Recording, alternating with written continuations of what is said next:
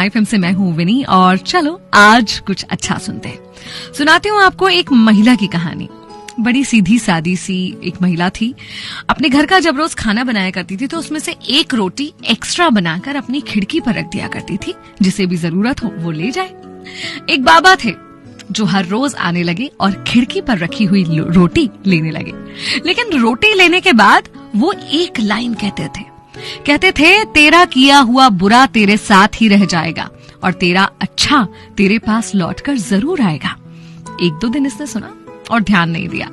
उसकी रोज की आदत थी, रोज अपने परिवार वालों के अलावा एक रोटी एक्स्ट्रा बनाती थी और उसे खिड़की पर रख देती थी।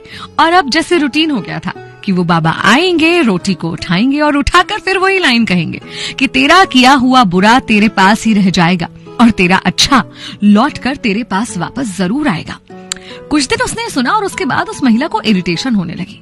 बोले, अजीब है ये आदमी, मैं रोज इसके लिए रोटी बनाती हूँ अलग से, आज तक इसने मुझे धन्यवाद तो दिया नहीं, आज तक थैंक यू नहीं बोला, और ये अजीब सा पता नहीं क्या बोलकर जाता है, मैंने किसी का क्या बुरा किया है। और एक दिन इतना चिढ़ गई कि गुस्सा हो गई। बोली, मैं ना इस बूढ़े बाबा से छुटकारा पाना चाहती हूँ, और गुस्से में जहर मिली हुई रोटी उसके लिए बना दी। जहर मिली हुई रोटी बनाकर खिड़की पर रखी ही थी कि अंदर से आवाज आई कि ये मैं क्या कर रही हूँ, मैं किसी की जान ले रही हूँ। तुरंत रोटी उठा ली खिड़की पर से और एक अच्छी रोटी खिड़की पर रख दी। वो बाबा आए, उन्होंने फिर रोटी उठाई और फिर वही कहा कि तेरा किया हुआ बुरा तेरे पास ही रह जाएगा और तेरा अच्छा तेरे पास लौटकर जरूर आएगा। इसने अनसुना सा किया, इरिटेट हुई अंदर चली गई। इस औरत का एक बेटा भी था जो कई दिनों से बाहर था। दिन रात उसकी सलामती की कामना करती रहती थी, क्योंकि कई दिनों से उससे बात भी नहीं हुई थी। और उस दिन अचानक डोरबेल बजी और सामने क्या देखती है, उसका बेटा खड़ा हुआ है। वो बहुत खुश हुई, लेकिन अपने बेटे की हालत को देखकर बहुत दुखी थी।